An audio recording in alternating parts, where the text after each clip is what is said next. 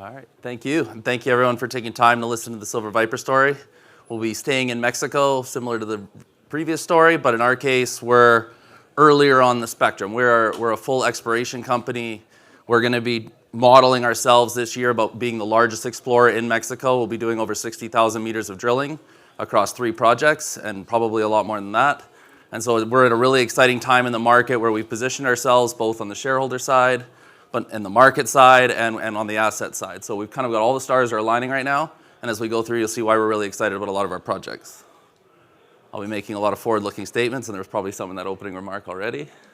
Again, just quickly, a summary of the company. We have 3 assets right now, 2 flagship assets. One, our La Virginia asset, which we acquired shortly after listing the company in 2017.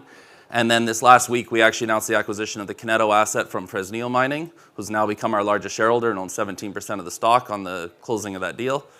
And so we're excited to have the world's largest silver miner as our largest investor. They'll be supporting us moving forward. As well, we just had Eric Sprott participate on a placement, which is another inline comment that I'm sure you'll hear from other people, including Sierra Madre before us, but he took his first investment into the company on our last placement that was done 4 months ago. So we're fully financed currently, ready to explore on 3 projects, and like I say, be the largest explorer in Mexico. We own all of our projects 100%. We have no further payments. And like I said, we're more in the exploration timeline. The other kind of caveat to us is we're not just a pure silver company. We have, depending on the asset, La Virginia, we're 60% gold, 40% silver. The Keynote asset's 50-50 gold, silver. And the Cimarron asset is a gold, copper porphyry system with high-grade gold and silver veining targets that have never been explored.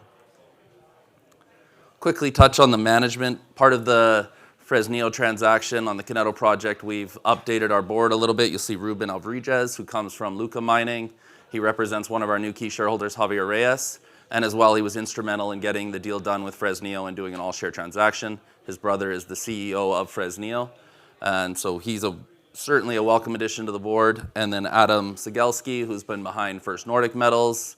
Caden in the past in Mexico has taken over for Taj Singh as the chairman of our board. Combine that with the experience that the rest of the team has. We've been operating in Mexico for decades. We know the landscape there. We know which states in Mexico that we like to operate in, and we are operating in the core of the gold and silver belts in the country of Mexico. You can see our share structure. Again, very neat and tidy share structure. 66 million shares outstanding, of which over half of those are 12-month hold paper from that placement that we did 3 months ago. So again, very tight share structure, easy for the market to move, for investors to getting involved now. Everyone that is involved on this is focused on what we're doing right now, kind of the start of the drill program that we started at La Virginia three weeks ago. So again, another part of the picture that's very important, you can see Red Cloud Securities is our only analyst coverage right now. We're expecting a number of other banks to be initiating here over the next month. There's been 5 or 6 that we've been doing desk presentations to that are very excited to get behind the story. So stay tuned on additional research coverage. And then again, similar, for a company of our size, we've always been very strong on the institutional side. You can see Eric Sprott getting involved, but US Global, Ingalls and Schneider have been involved since we were a private vehicle. Maria with the Silver Fund at Sprott Asset Management's been there since our first placement post-IPO. Contrarian Group is Peter Ubroth out of the US, and whereas, again, a very powerful, strong fund out of the US. Donald Smith and Company's been there a long time, and then we've had a number of other funds get involved recently as well, and are looking to support us and pushing us to do additional placements because they want to increase their position size in the company. Similar to Sierra Madre, again, management owning 15%, plus our friends and family being another 10%, so 25% of the paper that is outstanding, again, is tied up in very neat hands. They're not, we're all long hold. Our group, we only invest in ourselves. We believe in what we're doing, and we want to be aligned with our shareholders on that front.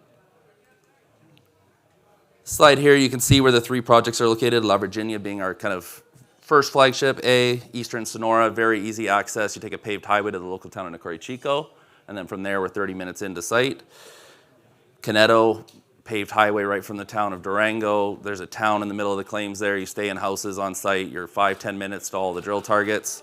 Again, great infrastructure and great access. And then Cimarron is down in Sinaloa State. The northern boundary of our project now touches the southern boundary of Vizsla Silver's flagship asset, and that's a project there that they just raised $200 million to start their build on that project.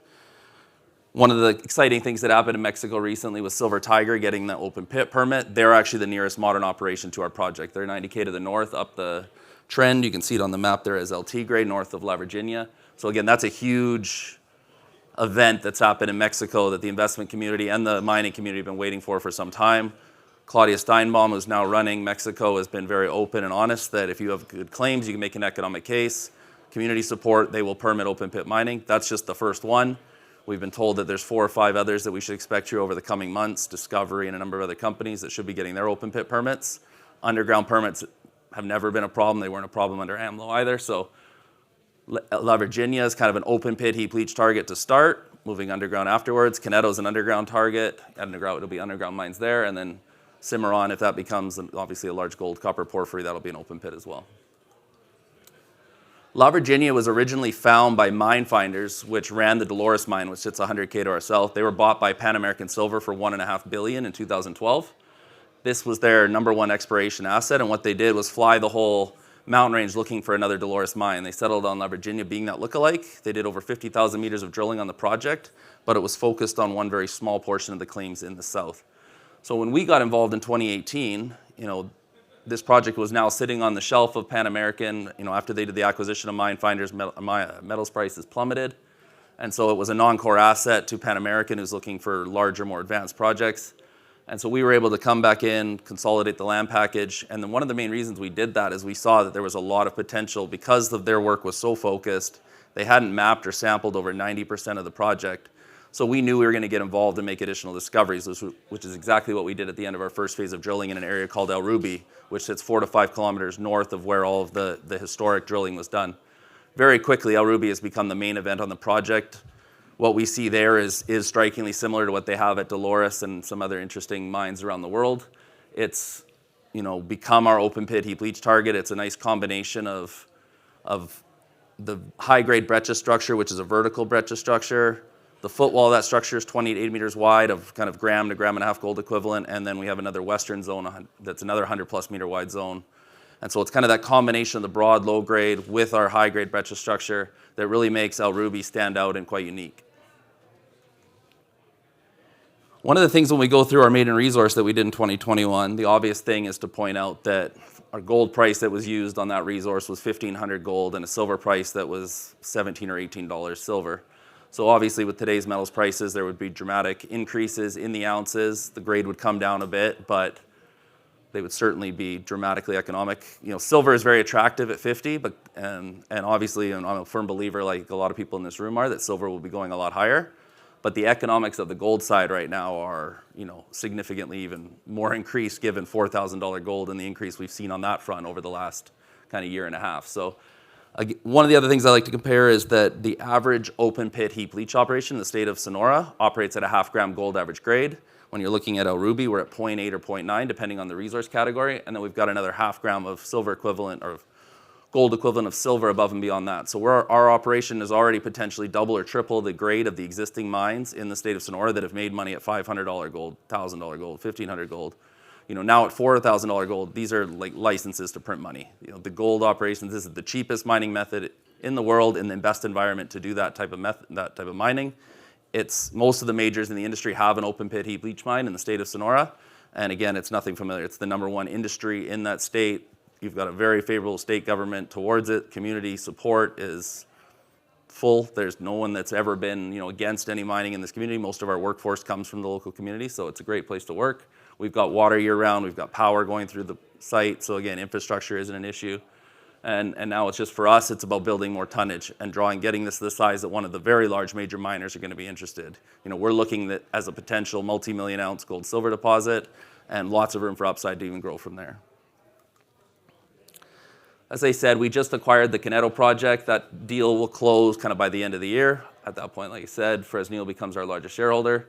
This is a target-rich project that we've had our eye on for a very long time. It was a very competitive process with a number of other bidders to get this from Fresnillo, but they chose us because of the relationship we've had with them for the last few decades, and they respect the level of work that we do and what our reputation is in Mexico. We operated a project in this area, put the very first drill hole into, grew it to 270 million ounces of silver, and sold it in a bidding war between Coeur and First Majestic in 2012 for 375 million, and it's just to the south of where this project is. So the reputation we have from running Orco Silver, growing that mine is now in production. Avino bought it off of Coeur and has started to take feed to their mill that's next door.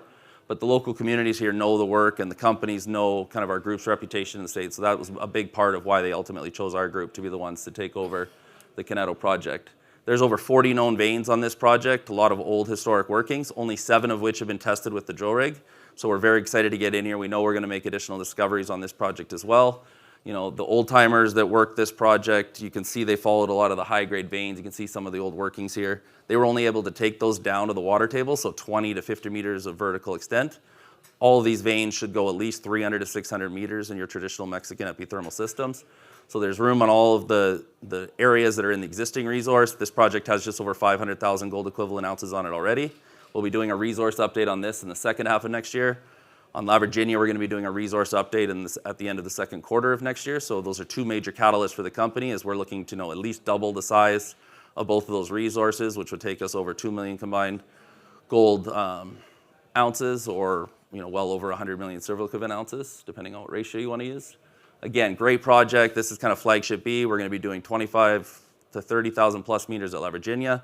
We'll do another 25,000 plus meters here over the course of the year, and then at our Cimarron project, we're going to be doing 5 to 10,000 meters. So again, very active company. Like, we're going to be doing more meters than any of the other exploration companies in Mexico, and frankly, a lot of the rest of the world. And that's one of the things we heard over the last little bit from a lot of the funds was, we want to see size, we want to see companies with multiple assets. That's where their capital is ultimately going to keep going. And so we really took that to heart over the last few years during the downturn in the market, and now we're positioning ourselves to be the leader amongst all of our peers. Just quickly, I mean, Cimarron's a very early stage project. It's very close, obviously, to a major mine that's going into production. Very interesting project. Comes with a historic resource of 77,000 ounces. But again, we need to go. We're going to do some geophysics on that in the first half, and then step into the drill program kind of the second half of next year on that project. We've already started drilling at the La Virginia project. We've been drilling for 3 weeks now. We started, when you're looking at this map, in that area to the east of El Ruby called El Molino. That, over the last few years, our geologists have identified as kind of the #1 new exploration target to make a new discovery. We put 7 holes in that target. Every hole went through kind of our targeted breccia structure. We know from the XRF gun that it's all mineralized, so we're waiting on all the announcements from the assays on that particular part of the project. The rig has now moved back to the El Ruby area to work on resource expansion drilling, and is on the second hole in the El Ruby area as we speak. So again, we should start to see news flow, hopefully, and we'll see how long the assay lab takes, hopefully kind of end of November into the first week of December, and then kind of once the new year starts, you'll see kind of assays coming out every 2 to 3 weeks. This is that El Molino area where we started. You can kind of see those high-grade breccia structures, mapped on surface. Again, this area actually on surface shows a larger area even than El Ruby, with the soil, the silver soils and the gold soil samples, and then rock chip samples. So that's kind of why our geologists really vectored in this for the potential for a new discovery. And fingers crossed, that's what we'll be announcing when we get those assays. With that, I think that's kind of the story. Again, large exploration program, multiple catalysts over the next year. Probably by the end of next year, stepping into PEA work on the La Virginia asset. Potential for new discoveries across the board, and I think that's really going to let us stand out. And you combine that with where metals prices are and where we think they're going over the next year, and I think it's going to be one of the top, if not the top, exploration companies on the market. So with that, if anyone has any questions, feel free. If not, thank you for taking your time, and feel free to grab me outside or later during the show if you have any questions. We do. Perfect. We do have 1 minute for any questions. If anybody has anything immediately. Okay. All right. So much. Thank you.